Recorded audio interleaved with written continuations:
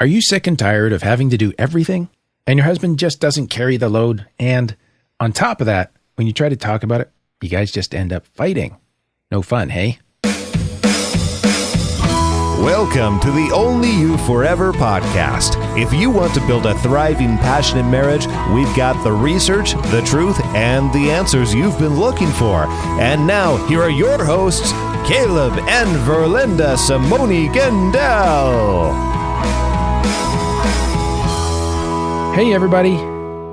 This is episode number 80, and we're going to be talking about what you can do if your husband is not as engaged as you would like in his domestic responsibilities. Okay. Sometimes I hear wives describe their husband as another one of the kids that she has to take care of. Not from Verlinda, of course. But that's really sad. Yeah. But the cool thing we're doing here today is we're talking to wives in this episode, and we're actually going to go in a bit of surprising direction with this. So stick with us for the next 20 minutes or so. But don't worry, ladies, in the next episode, we are talking to the husbands. That sounds scary. These two tie together. Okay. So I got into this for Linda one day out of a conversation with a disengaged husband. And, well, what's a disengaged husband look like? Oh, like good guy, loves his wife and family, and pretty much just sits in the chair or on the couch and he does yard work. But really, like he's not engaged with the kids or child rearing or discipline or teaching them, or like doesn't get his hands in the kitchen sink ever. Okay. Yeah. So I kind of pressed him on this, and I found out that at this, I guess, crucial point early in their marriage with the birth of their first child, his wife kind of parked him to one side, and he felt like she pretty much said to him, "You don't know what you're doing. I'll take it from here."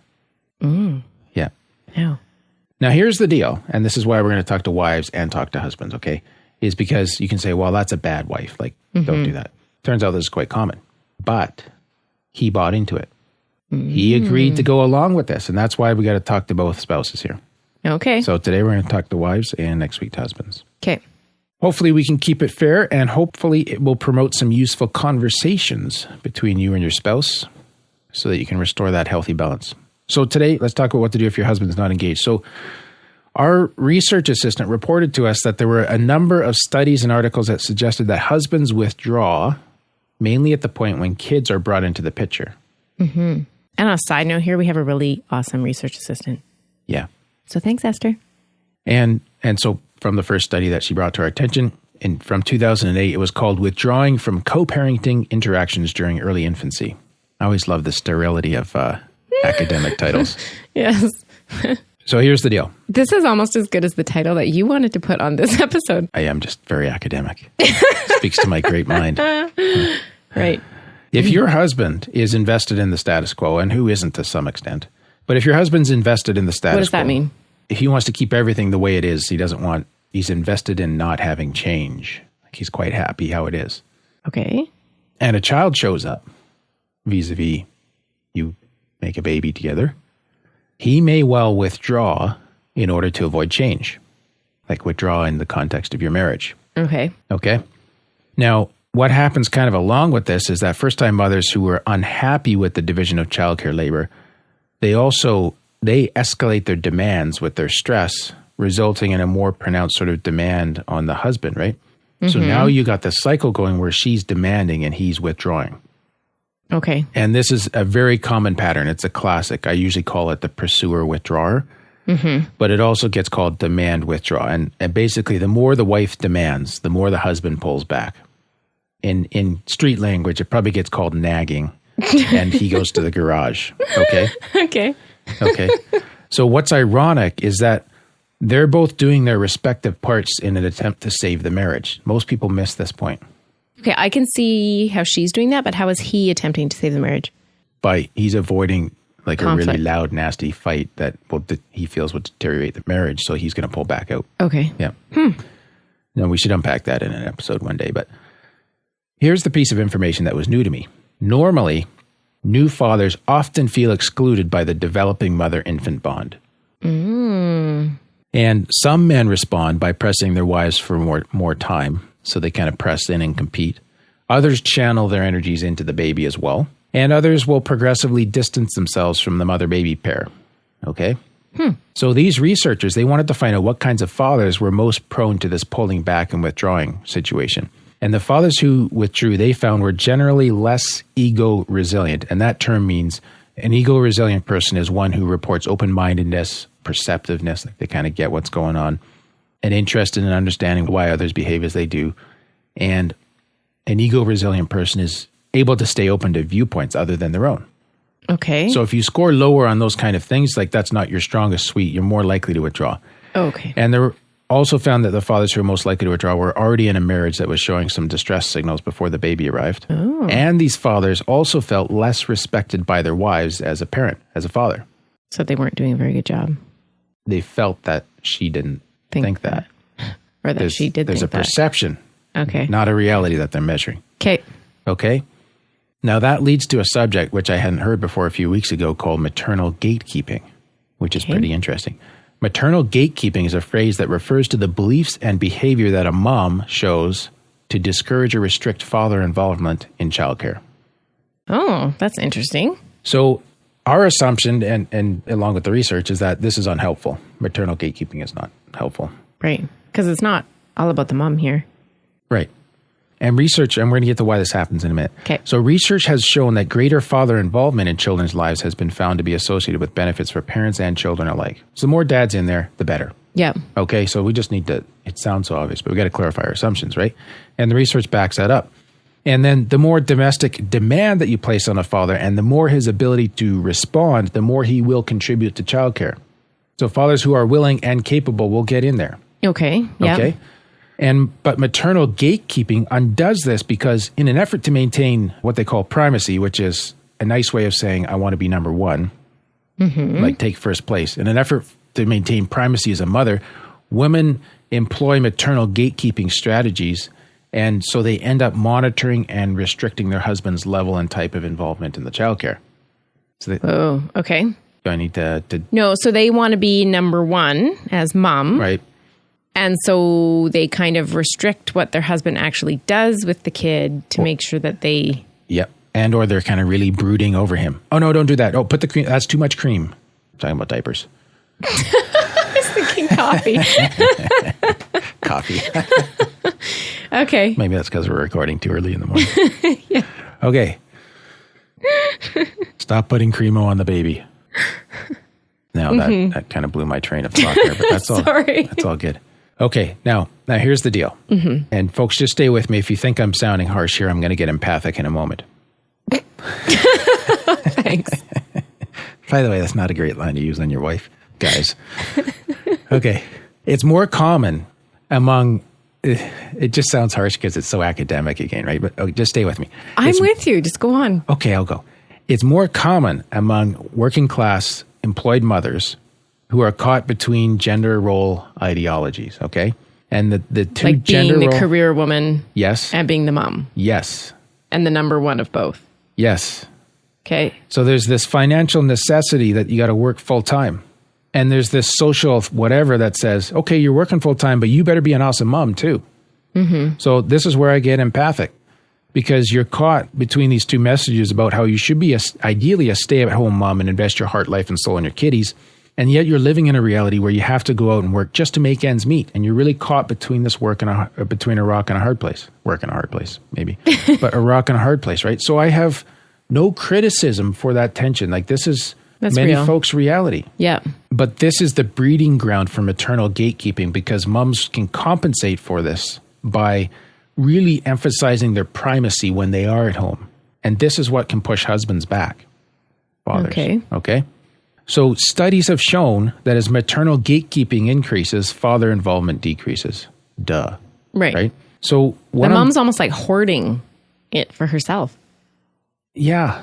But why? Like, because she wants to be mom and she wants to be needed. yes. Just hoarding sounds like such an evil word, but what you said just there is like so valid, right? Okay. And that's the dilemma for this. That's why this is so tough. Right? And that's why I'm just calling on our listeners, particularly our wives and moms right now, to look into your own life and ask yourself, how am I resolving that tension between the dual earner family and needing to be a good mom and be seen as a good mom? And if you're doing it by pushing your husband out, that's going to be an effective strategy to make yourself feel like you're the number one caregiver and that you're important. That's maternal gatekeeping. And this is why it works. It successfully reduces that tension because you're the all-encompassing everything to the baby. But it reduces the tension in yourself. It comes at a cost. But it's increasing the tension in your marriage. Yes. Yeah. Now, the research, again, shows that dual earner mothers, dual earner meaning the mom and dad are both employed. Okay. They feel more positively when they play a central role in childcare. Fair enough. And that makes sense too. Yeah, fair enough, right? Yep. And if you can be a stay-at-home mom and live with less material goods, then go ahead and have that conversation with hubby. If you're on board, great. If you're both on board. If you're both on board, just remember you're going to have to get used to the idea that you're going to be living at a lower standard than other couples in your social group. That's the consequence, right? That's hard to do. But if for whatever reason that's not an option, then we have some other ideas and strategies about how you can be a great mom and help your husband become more engaged. So maternal gatekeeping is not the only solution to this tension. Right. But do you think there's some ladies out there that don't really care that their husband's not engaged?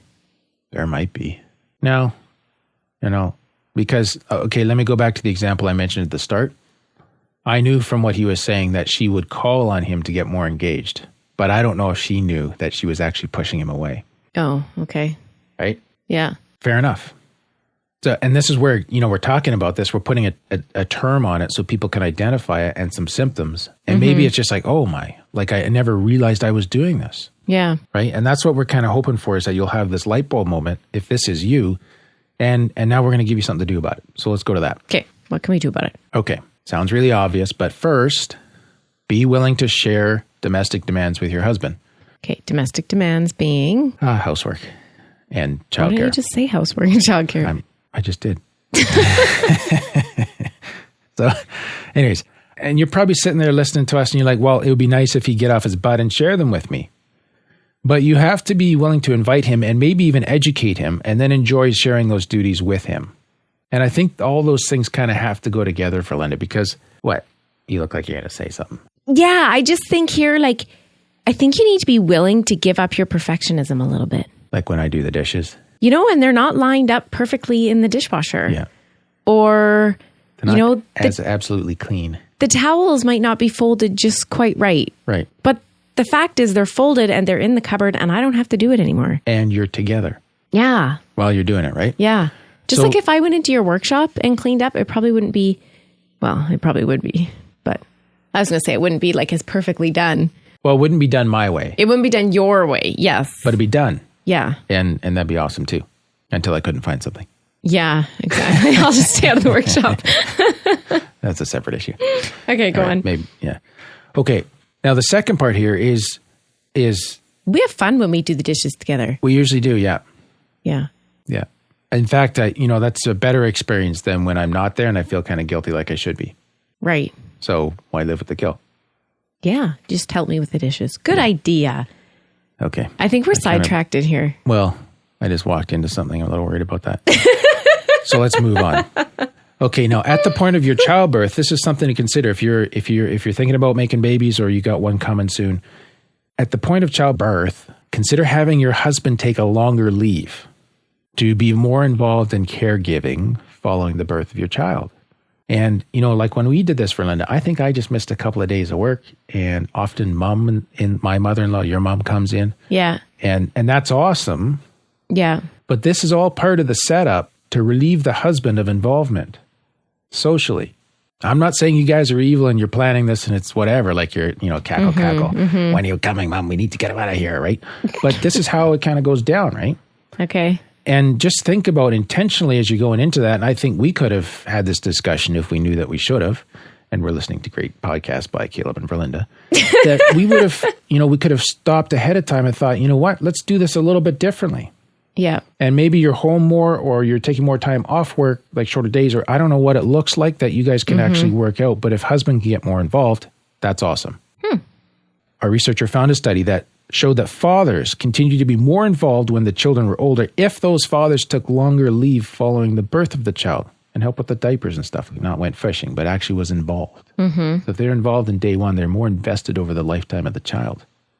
Interesting, hey? Yeah. But do you know what I think? Like it might not be feasible like Canada, we have a huge maternal and paternal leave and whatever, Yes. but not all countries in the world have that. No. But the father can still be completely engaged when he's home. When he is home. But And mom's going to have to helping back and- off, Yeah. right? Or invite him. Okay. Because he's going to, I guess two things could come home. He could come home and she's totally exhausted. She hands him the baby and she goes and crashes. That's fine. That happens. Yeah.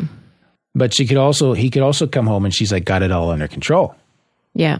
And like she's doing the baby just right. He's sleeping. Don't touch him. Right. You know what I mean? Right. And so it begins, right? Yeah. So just think about it, right?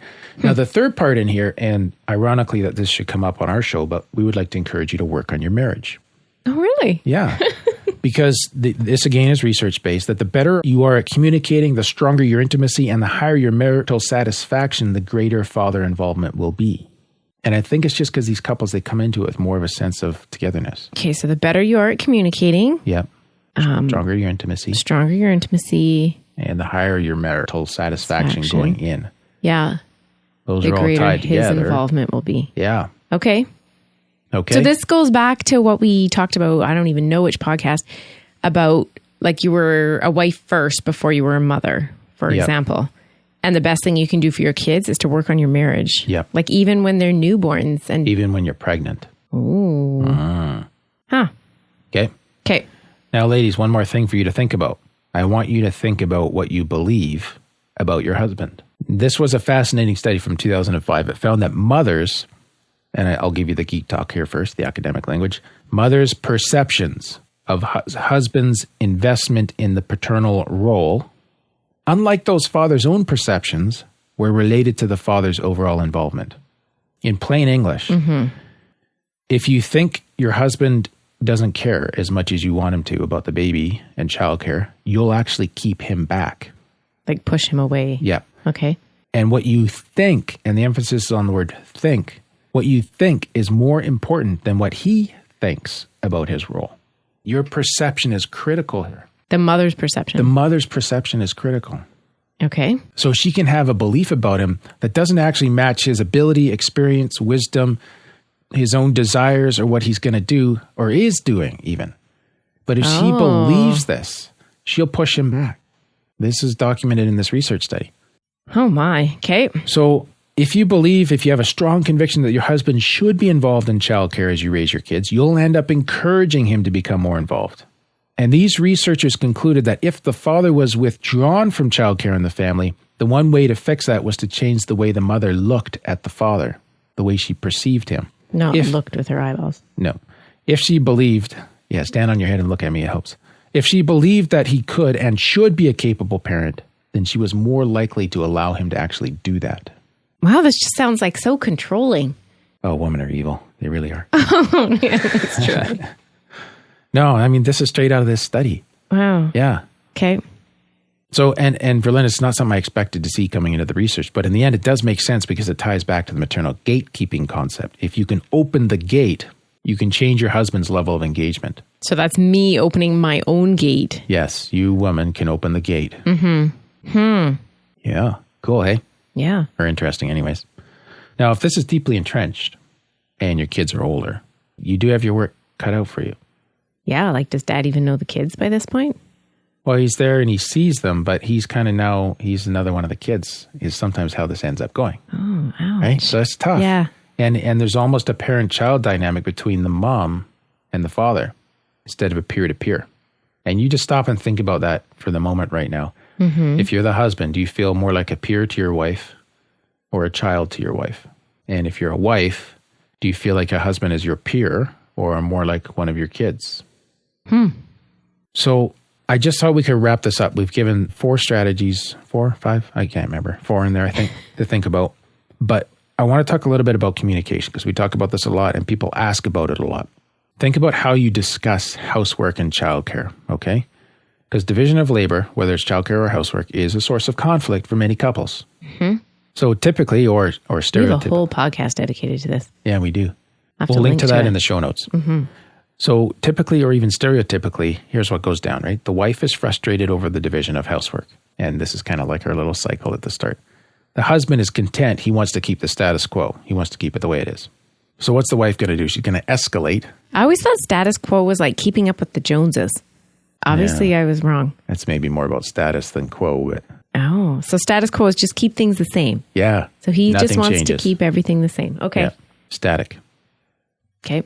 So husband is content, wants to keep the status quo. The wife is going to escalate to try to get his attention, to try to get some movement. What's the husband going to do? He's going to withdraw. Yeah. Classic demand withdraw pattern. And the wife ends up being more discontented with the division of labor than the husband. Like he's kind of So she's going to pursue some more. Right. Now you're into a cycle, right? Now you can solve this. You can change the outcome by changing the conversation. Because going into this with a demand is going to trigger the withdrawal. And we're not justifying him, but I'm just saying that we can start this differently and it should change the outcome. Think about the stance that you have. So picture in your head an angry, nasty looking wife and she's got a frying pan held high over her head, chasing her bumbling, frightened husband down the sidewalk, okay? That's how your current conversations are going. You're escalating, he's withdrawing, right? Right. So this is a figure of speech because it's a word picture. Yeah, I'm okay. dramatizing it. Now, instead of that, picture a couple standing side by side. They each have an arm around each other and their heads are tilted toward each other, but they're looking at a problem. So it's not necessarily a happy moment, but it is a together moment and it's a together problem. And because it's a together problem, rather than her being at him, they're cooperating, they're collaborating, they're discussing their feelings, they're looking for areas that they agree on. They're both making sure they do their part to have a constructive discussion and they're negotiating where they need to, but they're willing to compromise where they need to. That's a different kind of a discussion, right? Yeah. And I can pretty much guarantee, though, if you can have this different style of discussion, you'll have a different outcome. Right. It won't be that continuing cycle of pursue, withdraw. Right. Okay. Now, I'm going to throw in a picture that I just thought of is, if this communication thing is a big deal for you guys, make sure you go to our website at onlyyouforever.com and sign up for our email list because we have a series of emails that just helps you with some of our most popular content. But a few emails in, we'll introduce you to our Talk to Me 101 course, which is all about communication and will help you in a great way to get better at communicating with each other. Yeah. But there you have it. What to do when your husband is not as engaged as you would like. And as I said at the start, this, primarily comes up around housework and childcare. But I think if you pay careful attention to the principles we've discussed, you'll find you can apply this to the different domains in your life. Maybe there's other areas where you feel he's not as engaged. Yeah. All good? I think so. All right. Do you want to close us out for Linda? Sure. But before we do, we had this awesome post on Facebook. And it's so awesome, I actually have to read it. Okay. Okay. It says, thank you so much for your podcast. I'm currently going through a rough patch in my marriage, all due to my stubbornness and prideful heart. And I've realized that all throughout my 12 years of marriage, I've been doing nearly everything wrong. I love my wife, but I have been starting up harsh, using all four horsemen from time to time and flooding. God is using you and many other sources to point out where I've been wrong and how hopefully by God's grace, repair the damage before it's too late. I just found your podcast 2 weeks ago and I've listened to every episode, which is really scary. You have quickly become my favorite and most crucial podcast to listen to. Thank you again. Scare him off. No, thank you again and keep up the great work. So, Stephen, that just, I don't know, that makes it what we do worthwhile. Mm-hmm. Yeah, we appreciate the feedback. Yeah, so much. And I'm so thankful that you're working on your marriage. Yeah. Before it's too late. And what I like about this guy is he's taking ownership. Like he's owning his own junk and he's saying, this is what I've been doing wrong. He's not like, my wife is meh. Yeah, that's he's true. He's actually like... Unless his wife wrote it. She hacked his Facebook page. I don't think so. I don't think so either. So good for you, Stephen. Awesome. So, as always, full show notes at oyf.link/80.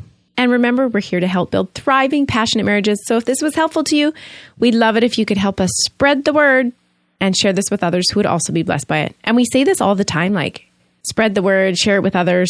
A good way to do that is with an iTunes review. Mm-hmm. So I don't even know how to do that. Hey. But what? We're in the top 100 of kids and family podcasts on iTunes. Really? Yeah, I betcha.